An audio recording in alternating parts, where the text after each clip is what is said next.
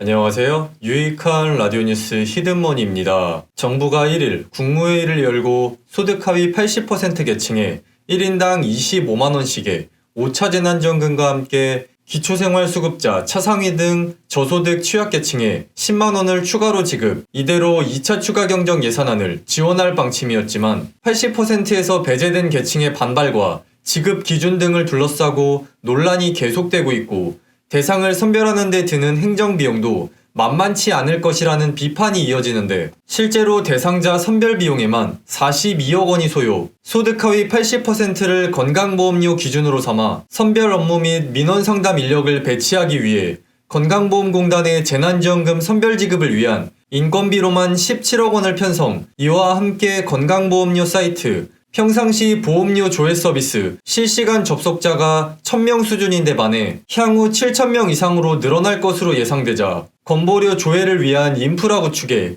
25억 원 등 선별 지급을 위한 행정비용으로 42억 원이 들어갈 전망입니다. 이렇게 재난지원금 대상자 선별 비용이 또 다른 부담으로 작용하는 가운데 자가 대신 비싼 전월세에 사는 사람, 소득이 바로 잡히지 않는 주식 부자 등을 구분하지 못하고 직장가입자와 지역가입자 간 형평성 문제도 지적되며 불과 몇 원 차이로 지급 대상이 결정, 건보료 기준의 법적 틈새로 소득 역전 현상까지 생길 우려가 발생하자 여당인 더불어민주당이 전국민 지급을 검토하고 나서며 소득에 따라 차등을 두더라도 전국민에게 주자는 의견으로 모아지는 상황. 전국민 지급이 가능한 이유는 지난 1월에서 5월 거둔 세금이 161조 원으로 1년 전보다 40조 원 이상 늘며 매월 10조 원 이상 세수가 증가하면서 지급 여력이 충분한 건데요. 여당은 5월 한 달에만 더 거친 세수 8조 원을 재원으로 재난지원금 지급 대상을 기존 80%에서 전 국민으로 의지만 있다면 충분히 늘릴 수 있다는 입장이지만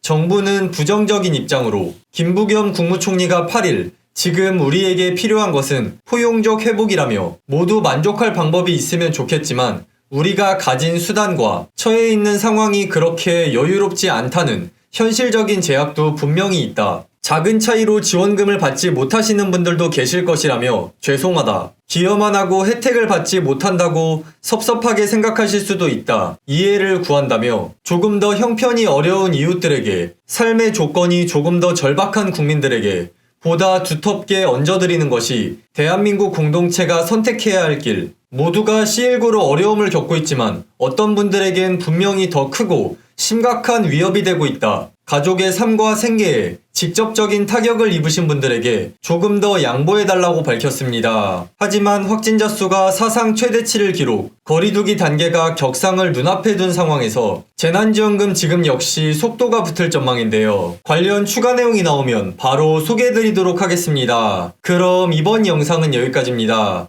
앞으로 더 유용하고 신선한 정보와 함께 공유하실 분들은 구독과 좋아요, 알림 설정까지 부탁드립니다.